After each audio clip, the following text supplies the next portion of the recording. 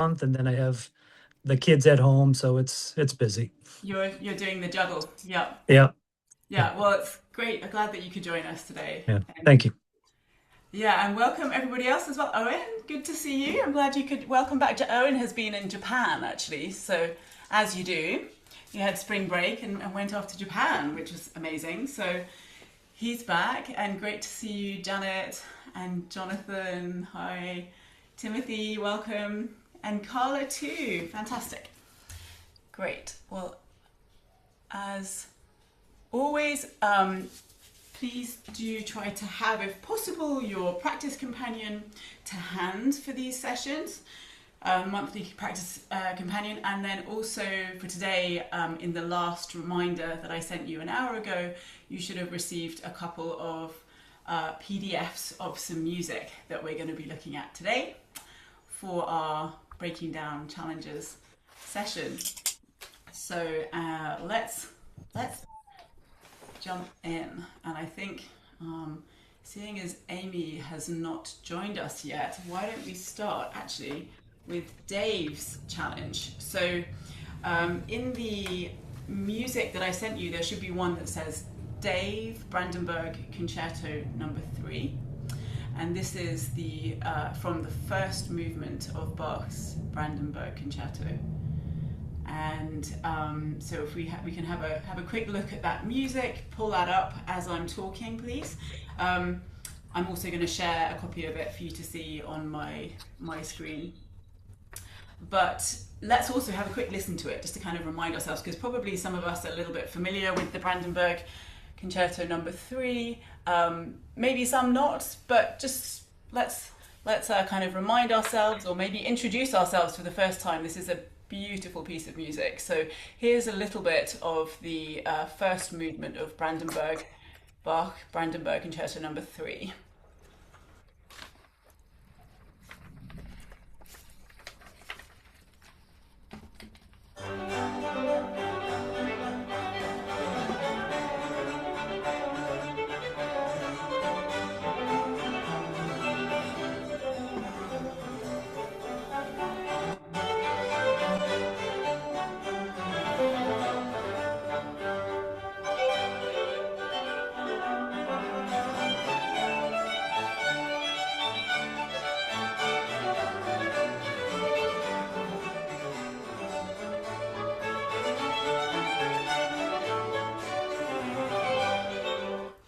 So perhaps some of you are nodding and going, oh yes, yes, I know that. And as you can tell, it's a very upbeat, rather fast and very beautiful movement. And yes, let's come back to that word fast. So I asked you for challenges, and Dave sent me this excerpt, and you can see that he has been using our color coding system of the green, yellow and red. So that's great. And you can also see where on those 2 pages of this PDF, he has highlighted the most difficult red sections. So I'm going to share my copy of this with you too, and you hopefully have that in front of you. And then maybe Dave, would you like to just talk us through a little bit of what you are encountering in these tricky red sections? Sure. Well, this is all pretty difficult for myself to begin with. I'm kind of a beginner intermediate player, but this Mhm. community orchestra that I play with, they asked if I could do this part because they need, I think, specifically 3 or 4 cello parts. So I said, okay, get a couple months and I'll do what I can. But it's pretty fast, and this, especially this string jumping, going from the C to the A, is I don't think it's going to work. But we'll see what kind of tips you'll be able to give me. And I think it'll come down to I'll probably end up playing the first 3 notes of the measure and maybe the first 3 notes of the third beat. Mm-hmm. Because I think this is going to be too much. But yeah, just to get it to sound nice and to get at that speed, crossing the strings is a challenge. Mm-hmm. Yeah, and you've got like a pretty prolonged section there, right? It's so it starts at 114, and then each bar is a little bit different, just to make our lives more exciting, and then all the way through those different bars up until downbeat of 119. Okay, great. So this is a great excerpt. Thanks for sending it on, Dave. Yes, I think as you've highlighted, you've got these crazy string crossings, right? We're on the C string here, and then we have this crazy crossing to not only the A string, but also a B flat, so we're in half position. In the second bar, that's the first two beats repeats in the second two beats, so we have the same pattern here and here. But then in bar 115, we're in first position, 1 2 1, and then you have to basically shift back to a B flat, right? So that's tricky as well. So it's not only a string change, but you've also got the shift back there. And then we've got all these extensions as well, right? C sharp to B flat, E to C sharp. The whole thing, remember, is going da da da da da da. You know, this is very, very difficult. This is very difficult for anybody to play. And Dave, you've already suggested one idea, which is definitely valid, which is the kind of fallback option of either just playing the first three notes of each bar. So da da dum, 3 4, da da dum, 2 3 4, da da da 2. Or feeling a bit more adventurous, to play the first three notes of beats 1 and 3. And, you know, even though you may feel like that's a kind of cop out, I'm sure that all of your cello section will be very happy if you did decide to do that, because you will be nailing the downbeats, which they'll probably miss because they're trying to do all the complicated other stuff. So you can be like, da da da da da, and they'll be like, thank you. So don't feel like that's a terrible option. It's definitely not a terrible option.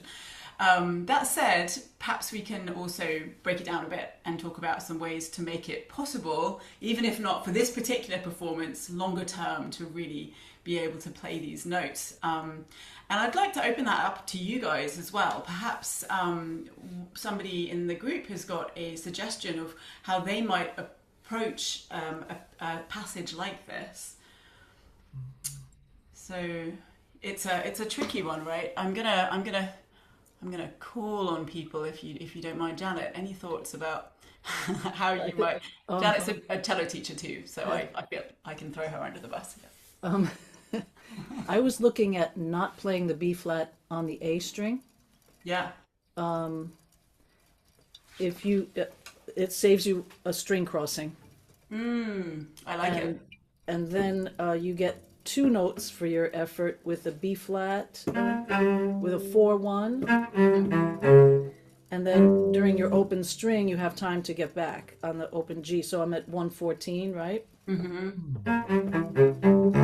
And then 115 is not so bad, actually.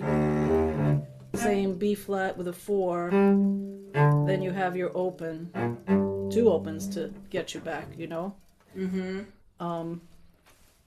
So you actually are playing the B flat in lower third position, is that right? Right. You're doing 4 1 Yes. here. Yeah, Okay. that's what I would do.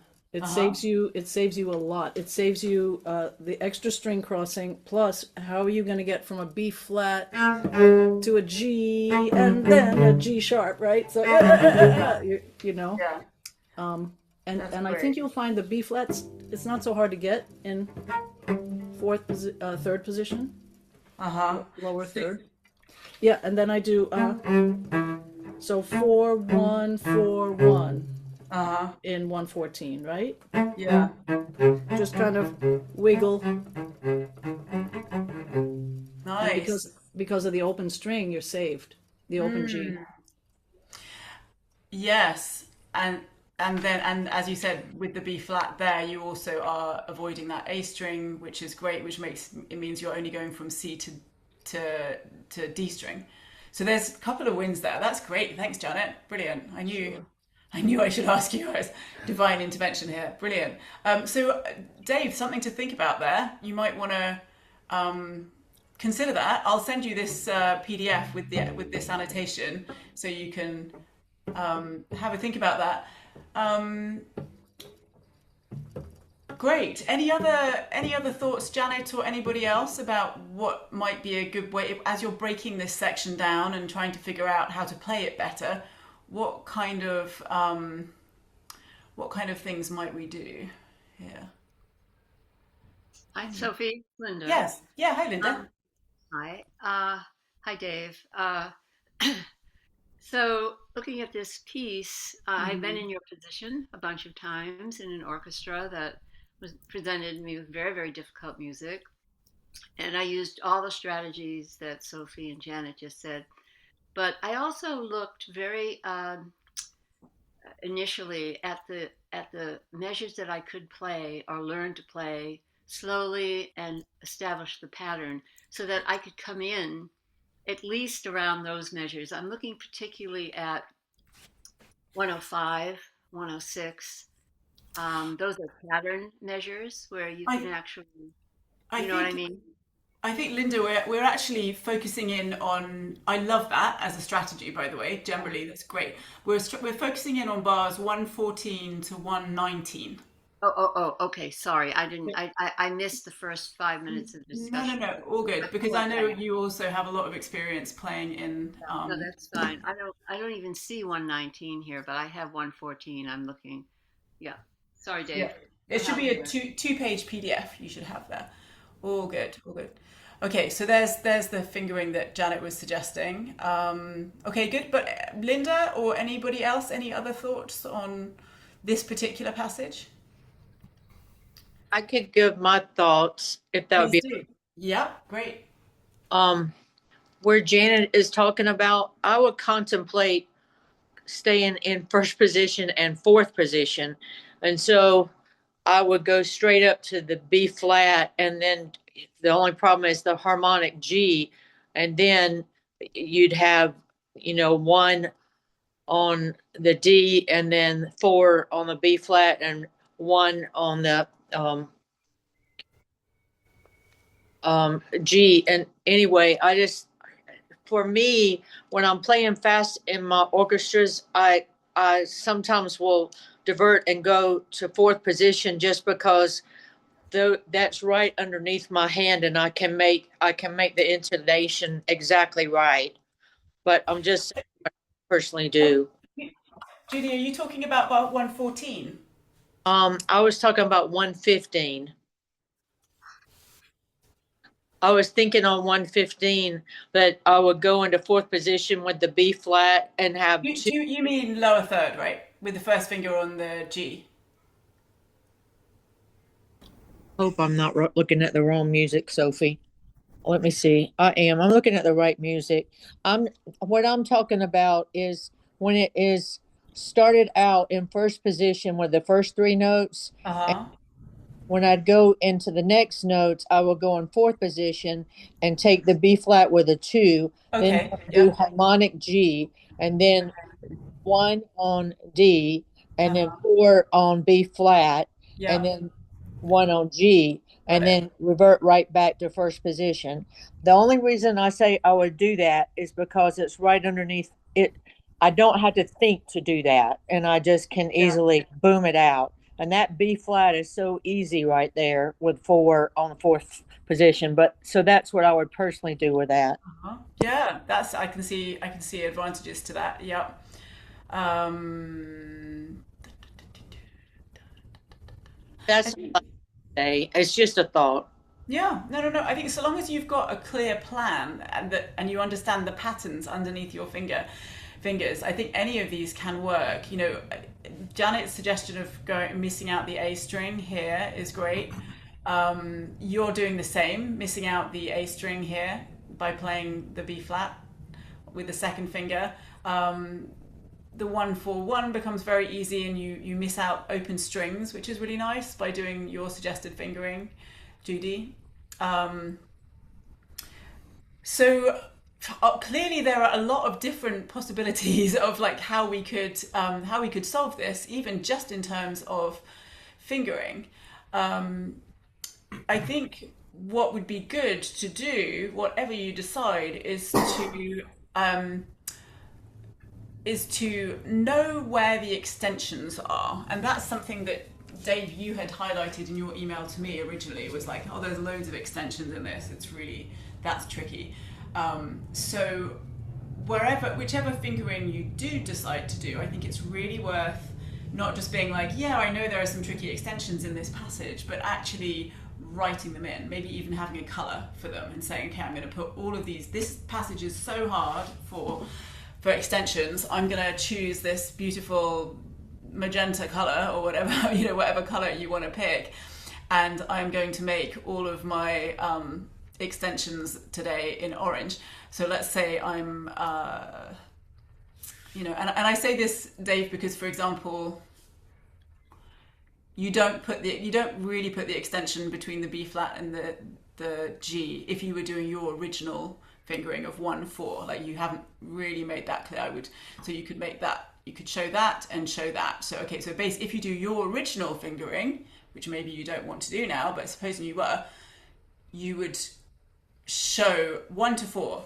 Okay, remember that 1/4 is an extension, and then this 1/4 is an extension, and that's in half. That's with the. This is basically E to C sharp is upper half step in position to B flat G, right? So those, what we're doing, what I'm doing, what Janet's doing, what Judy has suggested is all about pattern work, really, and just knowing what the plan is and what works best for you, for your hand. So I would write in again all of those extension, and then know that this next 1/4, if I did your fingering, is upper half step from the B flat G. Does that make sense, Dave, to you? Okay, I'm just gonna make sure that I can see if you're nodding or going, no, Yes. it does. Yep. Okay, good. Great. Yeah, so another thing, if you, supposing you do have a really fast C to A string change, or C to D string change, which is still pretty considerable, I would practice it open strings, 1, 2, 3, 1, 2, 3.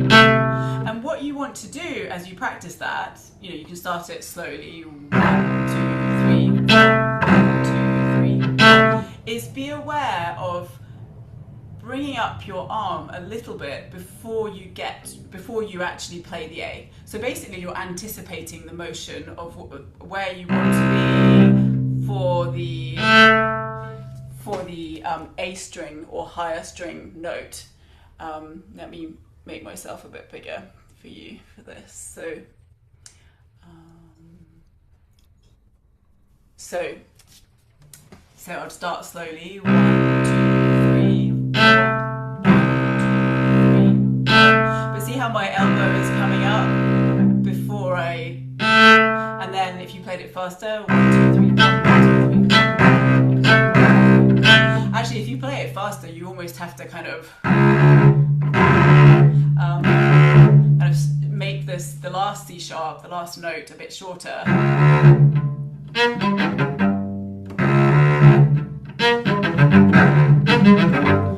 And there is an argument for doing the fingering that you've written because it's so fast and it's just less distance to move to do the B flat here than going.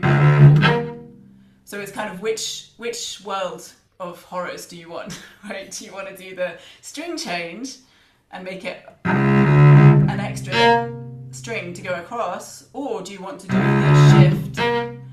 And if you wanted to do the shift, then you should practice the shift motion fast. So what I do when I have a really fast shift is play it without the bow. I play the notes before the shift with the bow, but then I get into position as fast as I can, almost out of tempo, with the left hand. So I would go, and you can hear that it's going down a bit too soon. That's deliberate.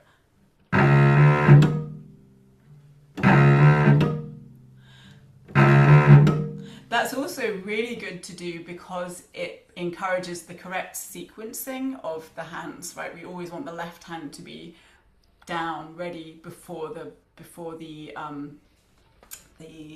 bow plays. That's something that we're going to be looking at a bit next month too in the scales section. So yeah, any other thoughts, or Dave, any questions, thoughts about what we've covered? No, I think that's good. Some options to kind of practice with and play with.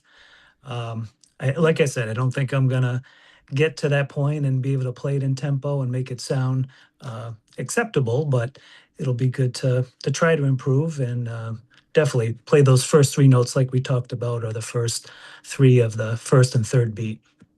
Great, yeah, and these are ideas, methods that can be applied to other things, like the shift idea of like practicing a shift really quickly. So whether it's this piece or another piece that you choose to apply it to, you're gonna be. It's a good idea to do. If you apply it to this piece, something else is gonna start sort of having that muscle memory better too. So it's all good to do. But if you ended up going, again, your neighbors will love you. So, Great, thank you. My pleasure. Yeah, great. Okay, so it looks like I think maybe Amy is unable to make it today, but we weren't able to get to her piece last time, so I do want to do that, and then of course Janet's too. So let's pull up the Romberg, please. This is the piece, the music, the PDF that said Amy Romberg Andante. And this, of course, is the second movement, the slow movement, the Andante movement of Romberg's C major sonata. I think it's always nice to have a little bit of what it sounds like in our ears. So I'm going to play a little bit of the opening, and then I'm going to move forward to bars, kind of around bar 22 and on, which was a section that Amy was having some difficulty with. And we will all understand why that is momentarily. So here is a little bit of the Romberg Andante C major.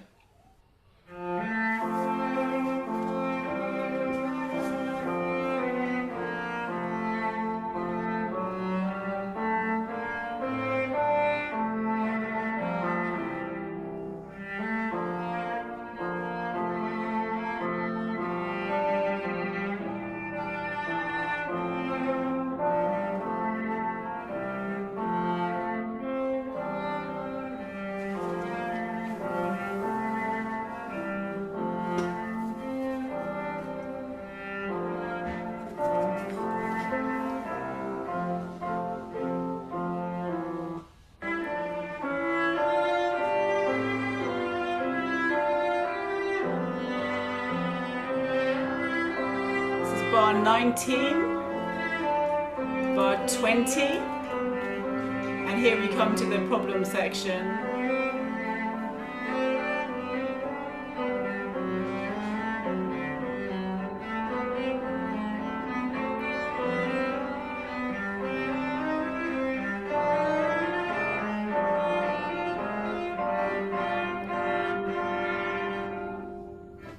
Okay, so let's, first of all, let me tell you a little bit about what Amy had said about that particular section, and also the section later on in the page 45, where you have again these running 16th notes. So she basically said when she gets here, she feels like it's quite hard to maintain the tempo.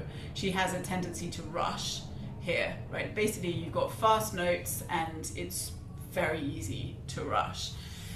So let's start off with that challenge. Any thoughts about how you might practice avoiding rushing in those sections, like at 20, 22?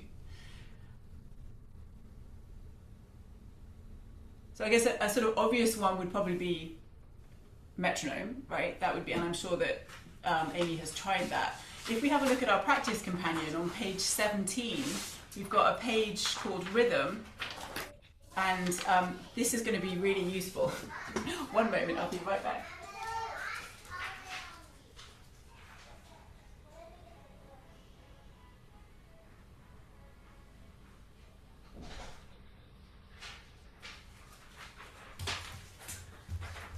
Excuse me.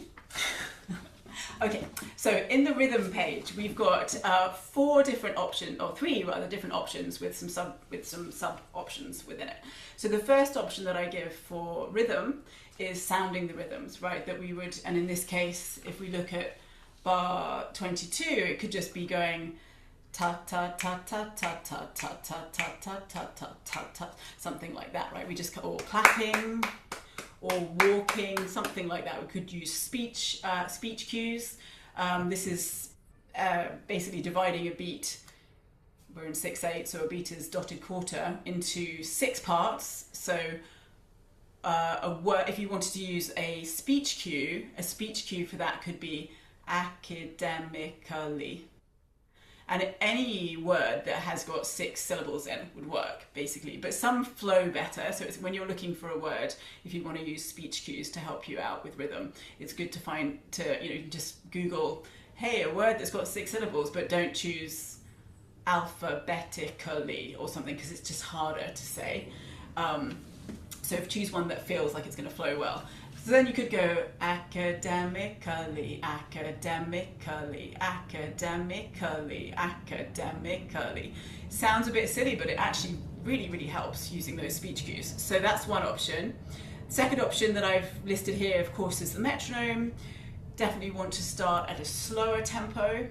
And I'm actually going to kind of, for Amy, give a suggestion that kind of that combines numbers 2 and 3. So this is combining rhythmic embodiment with the metronome for my next suggestion for Amy. And rhythmic embodiment is basically feeling the beat in your body, right? So it's going to mean moving around. Walking is great for doing this. Amy, with those passages around 22 and 45, I would suggest that you try feeling them both at the 8th note level and at the dotted quarter note level. So if you're going to go for the 8th note level, that's pretty small, right? You've got 6 8th notes per bar. I would start with that, and I would do it slowly, around 60 beats per minute. So if it's 60, that's going to sound like this. So academically, academically. So you could also have this on and say the speech cues, or you can walk the 8th note. So then you're going to be going academically, or maybe you sing it as you march out the 8th notes. Da da da da yum bum ba da dee da yum bum ba dee dee da dum bum bum. So that's what I would do for the 8th note level, and then you can also do it at the dotted quarter. So what we're doing is taking 2 different subdivision levels, right? We're not just saying, hey, do this at the dotted quarter, big beat, or do this like only at the 8th note level. I'm suggesting 2 different levels. It's a great way of allowing the rhythm to settle. What ideally we want to feel bigger beats, so longer beats, but also the subdivision that's going on underneath them. So that's kind of our longer term goal. If we were going to go for the dotted quarter, I'm going to suggest going a little bit faster. I'm going to suggest 32 beats per minute for the dotted quarter. So here's 32.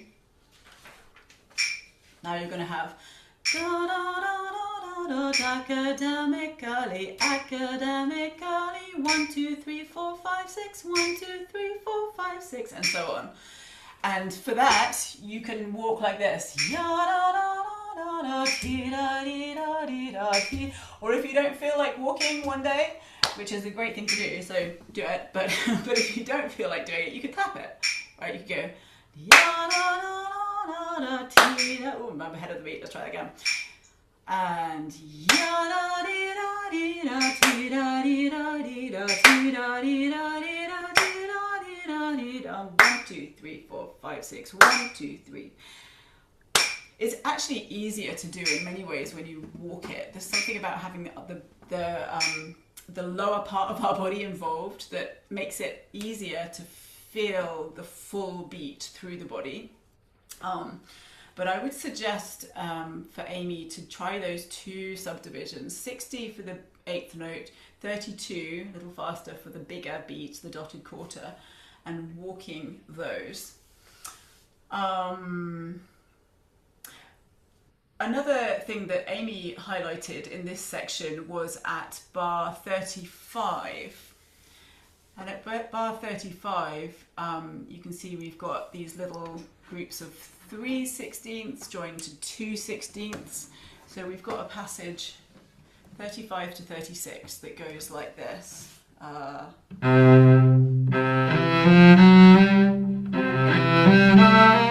And then Amy said, I have a problem here because I always run out of bow when I get to that da da da dee da da.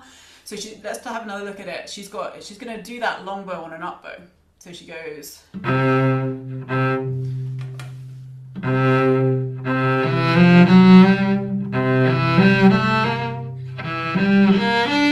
I ran out of bow. Right, she goes up, down, up, down, up. Any thoughts on what she should do there to solve that problem?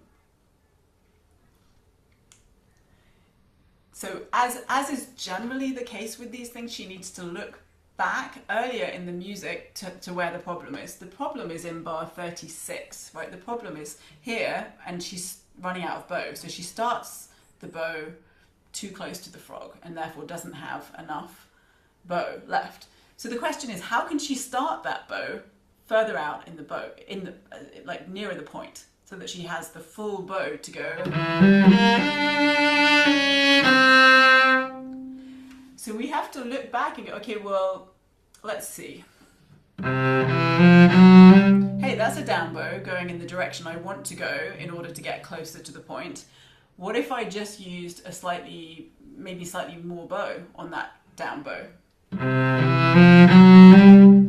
And then when I do the next one,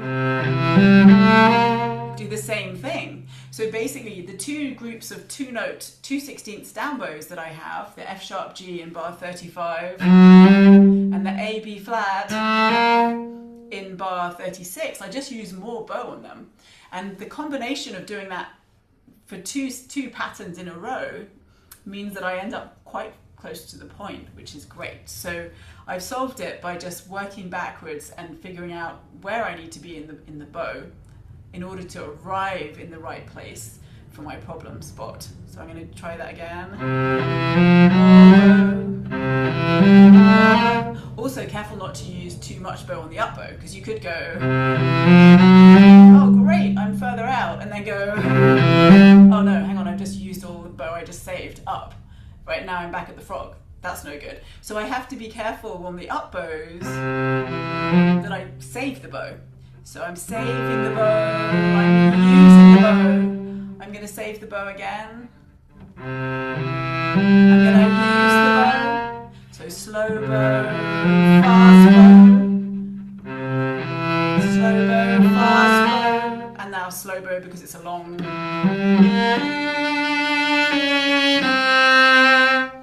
But thinking that through, planning it, knowing how much bow, with bow distribution you're going to use, just solves the problem.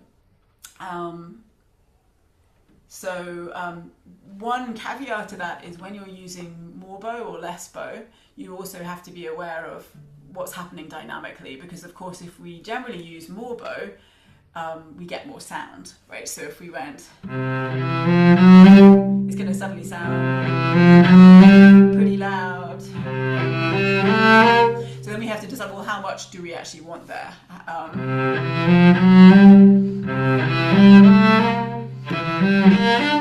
And if it's too much sound, then you just have to lighten, right? So then you would just go, save the bow, more bow but light, save the bow, use the bow but light, and there I am in the place I want to be. And now here, save the bow. Closer to the bridge is always good for saving the bow.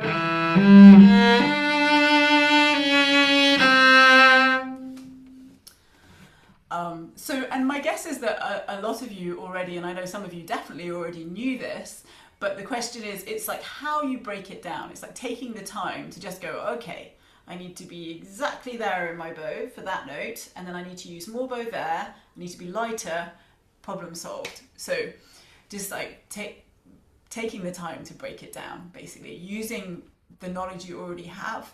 If you didn't know to do that, that's fine too. That's why there are teachers out there and people to help you to figure it out too.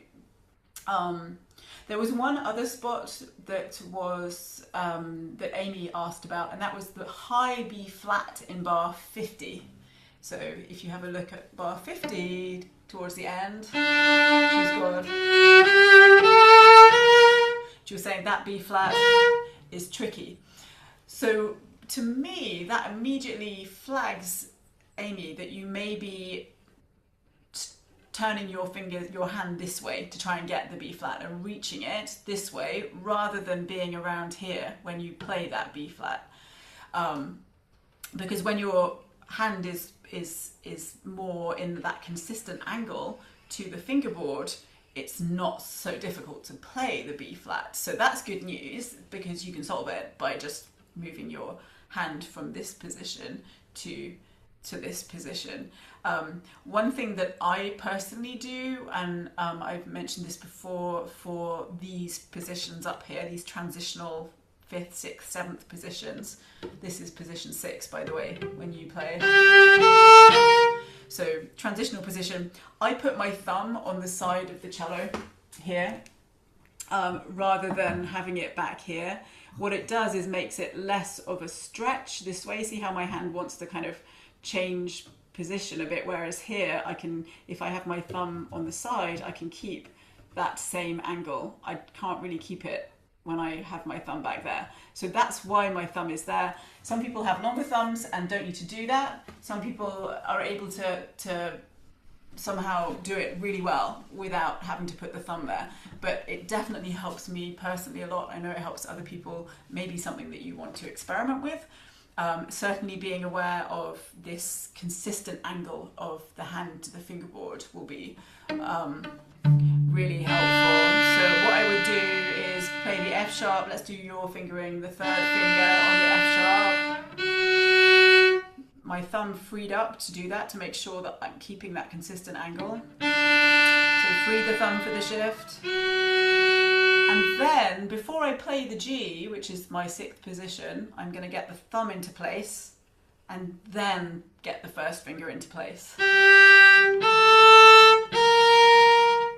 So again, free the thumb for the shift, keep that angle of the hand to fingerboard consistent. Thumb into place, 1st finger into place, so they kind of like slide, one pulls the other, the thumb pulls the 1st finger. So hopefully that's helpful for you, Amy, and maybe gives some others a few ideas as well about challenges. And then we have Janet's challenge, which is a big challenge. Janet is playing in August.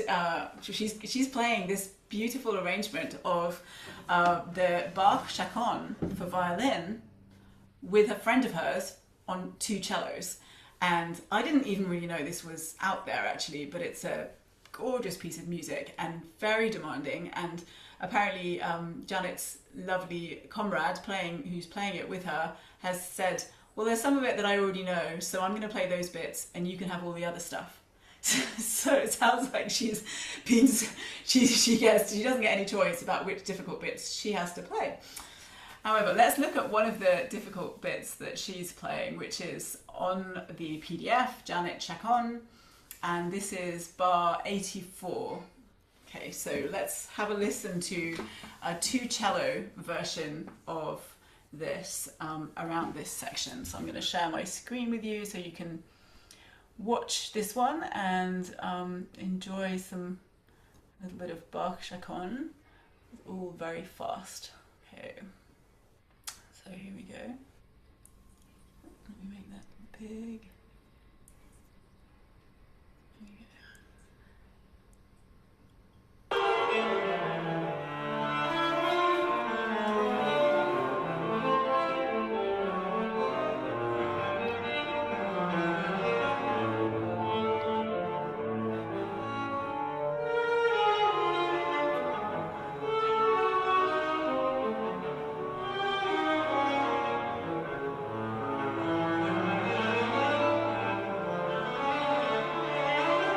bar 86.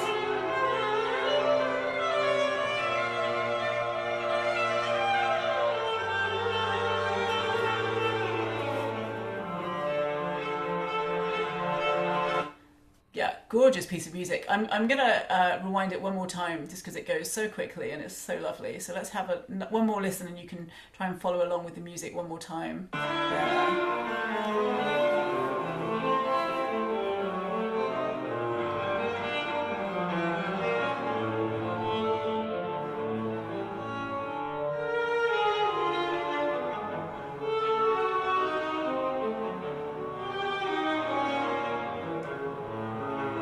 81.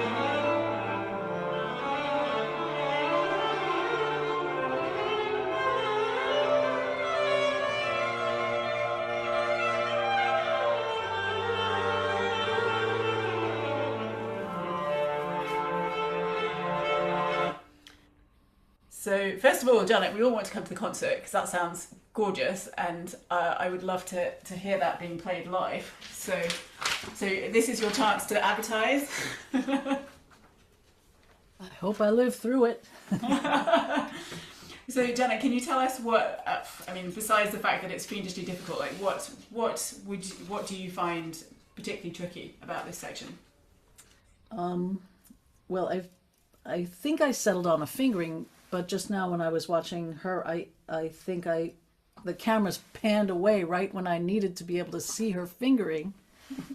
So that was a big project, was just to get the fingering.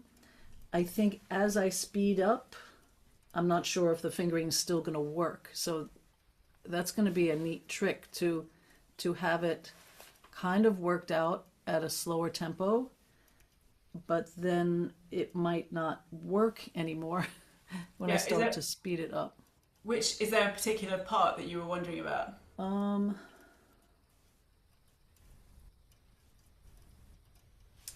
I think, what's actually really hard for me is the end of the second line. So it's like the end of measure 87. I've been coming straight down. Mm-hmm. And then also the end of 88 is also the shift, the shift in there. I'm not from sure. From the C sharp to the B natural with a 1/4, that's tricky. Yeah. Mm-hmm. And you'd expressed in your email just kind of wondering about different ways of approaching fast music, how to practice it, right? Mm-hmm. And you'd said that you had looked at the different rhythm ideas of. So on page 18 in the practice companion, it's actually under the topic of speed, but it says page 18 practice companion. The second idea is patterns with 2 S's. Interesting. Sorry about that typo. Rhythm patterns. Just so many of them. But so I've written there what you had referred to, Janet, in your email, which was that you're practicing the kind of long short idea, like taking 2 notes and making one long, one short. That's definitely a really great idea, especially when you have these long flowing passages of the same length note. So I think what that must be. So bar 85, for example, where we've got the running 30 seconds.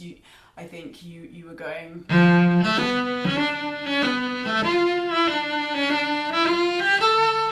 So long,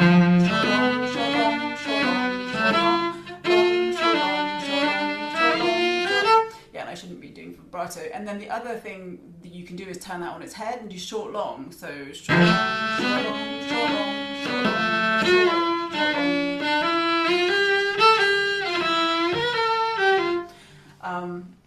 So that's definitely something good to do. It sounds like you've already been doing some of that. If you look at the next column, I also suggested other useful rhythm variation patterns, such as 2 short, 2 long. So you could just go.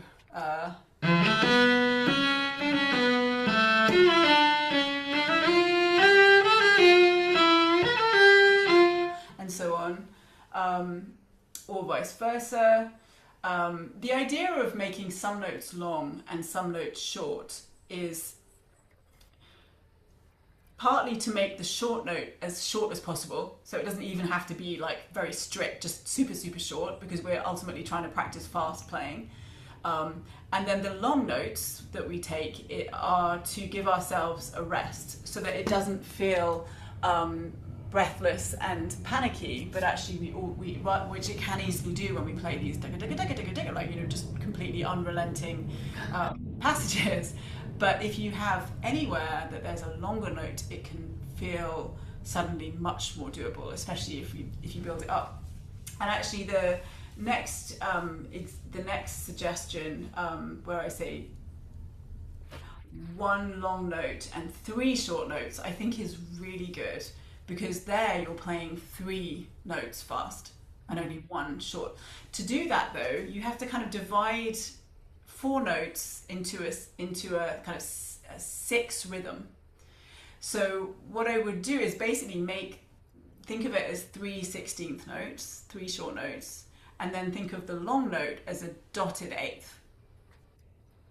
So then that would be from bar 85, something like 1. If you started with emphasizing the first of the four notes, right, it would be like 1 2 3 1 2 3 4 5 6 1 2 3 4 5 6 long, short, short, short, long, short, short, short, and so on.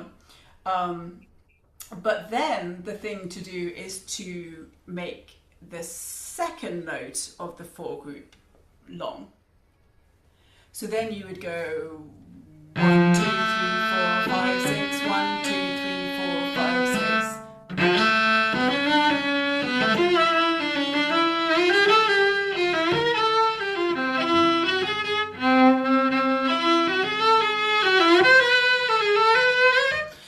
By the way, in bar 86, I would suggest doing, instead of doing thumb, thumb 1, I would suggest doing thumb 1 2. I think that makes it a bit easier.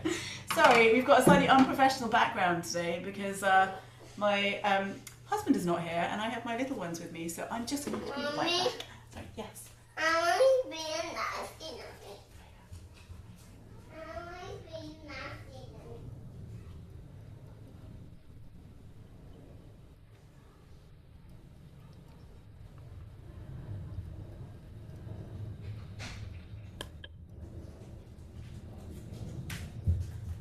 Okay, this is where we really are so thankful for Bluey. I don't know if you know Bluey, but Australian cartoon, great, the kids love it.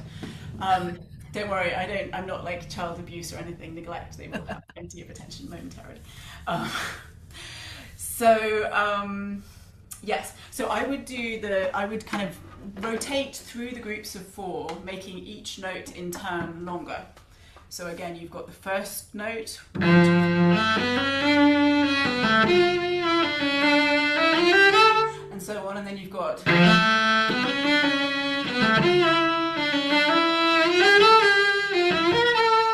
and then you have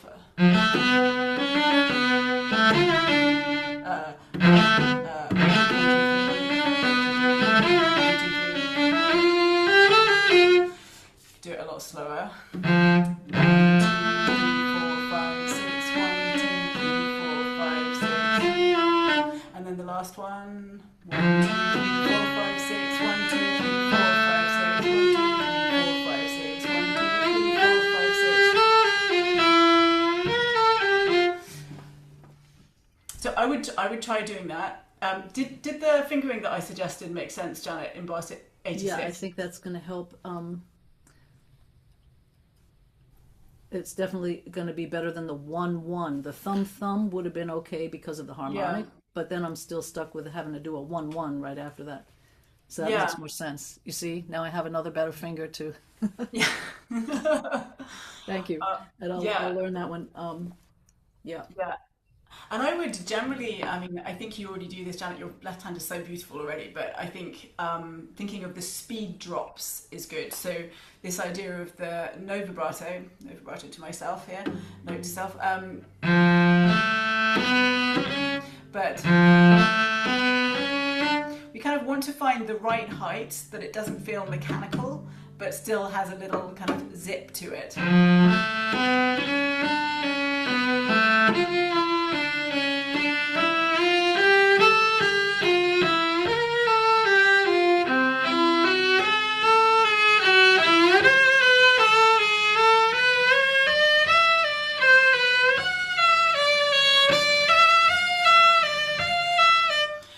You want your fingers rounded for this kind of fast playing, and just really working on no as passive as possible with the left hand. I think we talked briefly, Janet, yesterday about this idea of like taking the vibrato out, because when we practice at a slow speed, and especially when it's something that's going to be fast, and we practice with vibrato, we basically put nervous energy into our playing at a faster tempo that we don't want.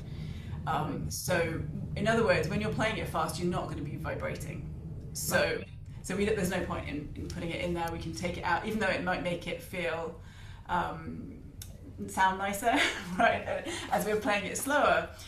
But that's also why it's really important to have this feeling of release. Because I think sometimes when we're playing it slower, part of the reason that we add vibrato is because it does feel like it releases the hand, right? And it's like, okay, that feels more relaxed actually then. But that's why whenever we play the note, we want to feel a certain buoyancy, a certain kind of release from both hands.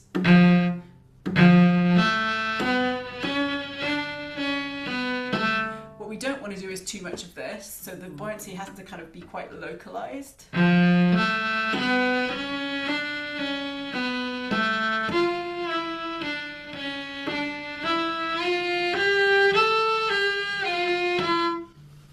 Something like that. Yeah, great, thank you. Yeah.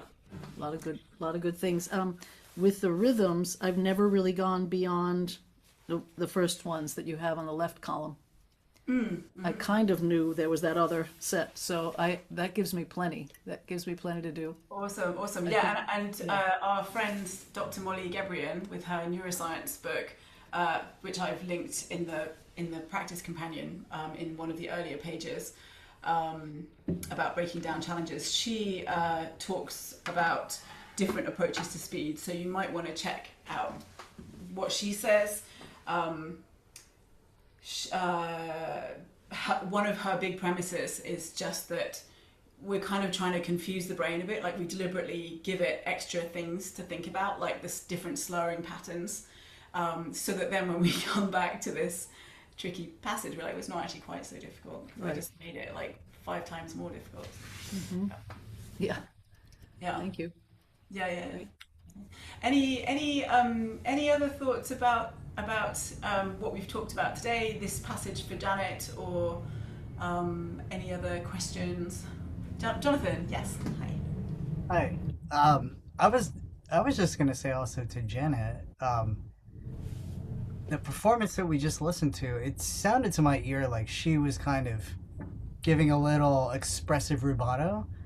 So I wonder if there's like a tricky part that's like really hard to get at the right speed. If you could just like maybe lean into that to your advantage and make it sound intentional and like an expressive choice.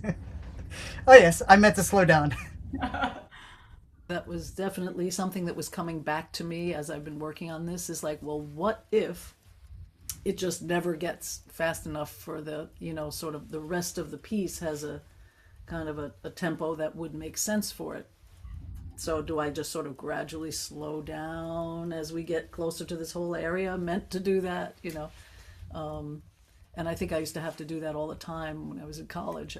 We'd have to strategically slow down, knowing that the hard part was coming. So, thank you. You always have to have a good, partner that you're playing with that is also kind of reacting to that in real time. Otherwise, the train keeps going and you get left behind. Oops.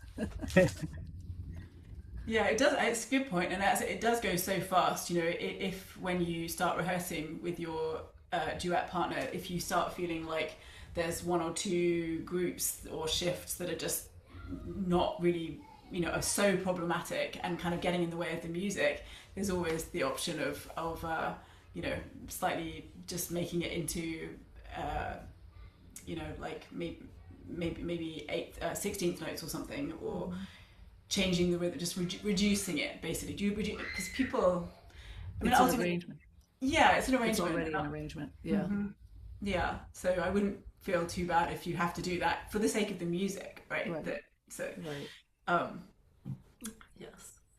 Great. Well, I'm looking forward to our studio class on next week, which will be again with Linda playing and Steve playing. And Linda, I think you're going to be playing potentially with Ben. Is that correct? Yeah, Ben and I'll play a duet with Ben. I think that's the plan. Yeah, Great. I'll send it to you ahead of time, Great. and you have the music. I think. Yeah. This is the Boccherini Sonata In C major. in Yeah. C major. Yes, I actually have it. Like, just have to legitimize myself. I do have it. Yes. Yeah. There it is. That's the one. Yeah. So great. It's beautiful. So, and you're doing some of the first movement. Is that right? We're doing all the first movement. Amazing, lovely. So that will be great. If anybody wants to familiarize yourself a little bit with that ahead of time, that's the sonata. I can send a link to a recording of that as well, so we have that. It's a great duet actually. If anybody's looking for a fun cello duet. And then Steve is going to play his composition Serenity as well. So. Great. Have a good week, everyone. Thanks for joining me. See you next time. Thank you. Thank you. Bye, everybody. Thanks, guys. Thank you. Good night.